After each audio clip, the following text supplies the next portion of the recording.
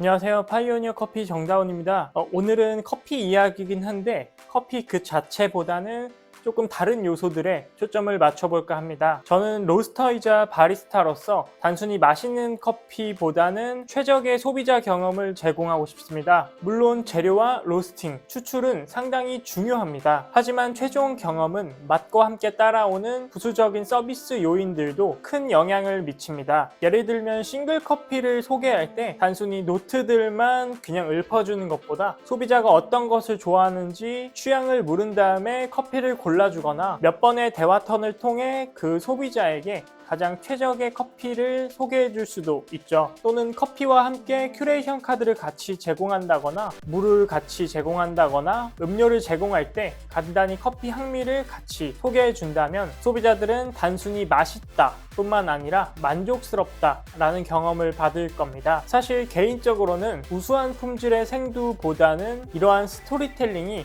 스페셜티 커피의 더 큰 매력이 아닐까 생각합니다. 저처럼 꽤나 오랜 시간 동안 바리스타로 지내보면 단순히 맛있는 커피보다는 그 이상의 가치가 있어야 한다고 생각합니다. 기본적인 재료도 정말 좋고 실력 좋은 로스터리들이 굉장히 많기 때문이죠. 자, 그래서 오늘은 같은 커피를 조금 더 매력적으로 보일 수 있는 방법들을 소개합니다. 첫 번째는 커피 잔 색에 따라서 맛을 다르게 느낄 수 있다는 내용입니다. 먼저 흰색 컵과 분홍색 컵에 같은 커피를 담고 마시기 전과 마신 후에 신맛과 단맛을 평가했습니다. 먼저 마시기 전을 보면 단맛의 경우 분홍색에서 더 높은 점수를 받았습니다. 반면 신맛은 오히려 흰색 컵이 더 높았죠. 마신 후에는 그 격차가 조금 더 벌어졌습니다. 분홍색 컵의 경우 단맛을 흰색 컵에 비해 더 많이 느꼈습니다.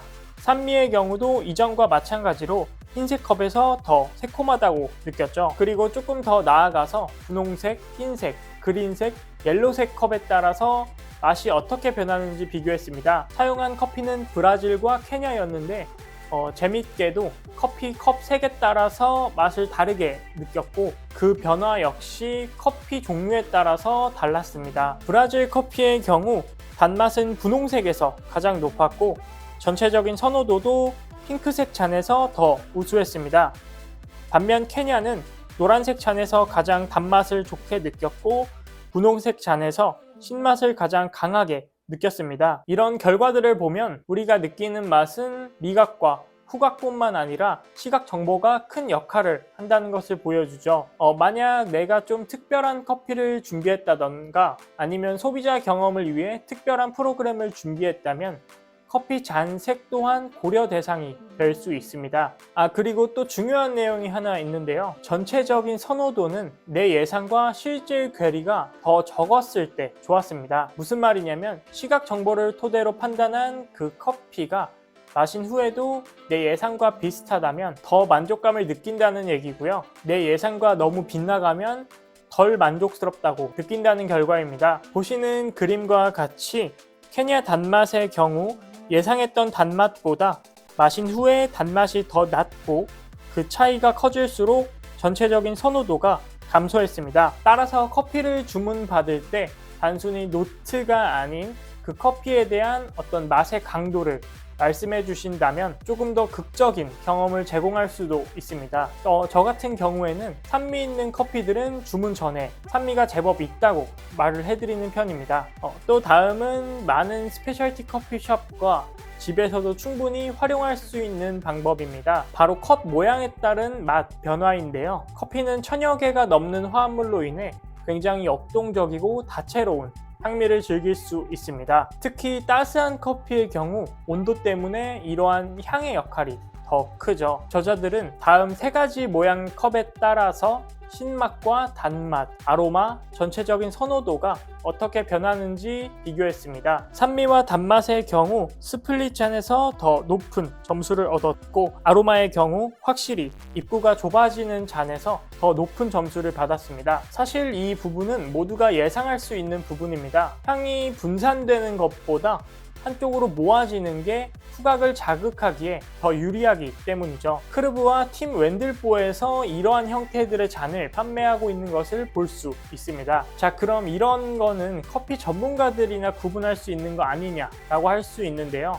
실제로 아마추어 그룹과 숙련된 그룹들을 나눠서 비교한 결과 숙련된 그룹은 튤립 잔에서 아로마를 더 잘 느꼈지만 아마추어 그룹은 그렇지 못했습니다. 아로마 점수 자체는 튤립 잔에서 더 높았는데 통계적으로 그렇지 못했죠. 또 선호도를 보면 아마추어들은 스플릿 잔을 되게 싫어했습니다. 하지만 일반적인 잔 형태는 굉장히 좋아했죠. 같은 그룹의 촉감과 관련된 실험이 있는데 짧게만 말씀드리면 매끄러운 잔보다 거친 표면의 잔에서 애프터 테이스트를 더 오랫동안 느꼈다는 결과가 있습니다. 자, 오늘 내용은 커피 맛 그 자체도 중요하지만 다른 부수적인 요인 또한 소비자 경험에 굉장히 중요할 수 있다는 내용입니다. 본 내용에서는 시각적 정보가 굉장히 중요한 요소로 밝혀졌는데요. 이와 비슷한 경우로는 핑크 버번이 있습니다. 사실 여전히 핑크 버번에 대한 정확한 출처는 알 수 없는데요. 에티오피아 종으로 밝혀졌지만 모든 핑크 버번이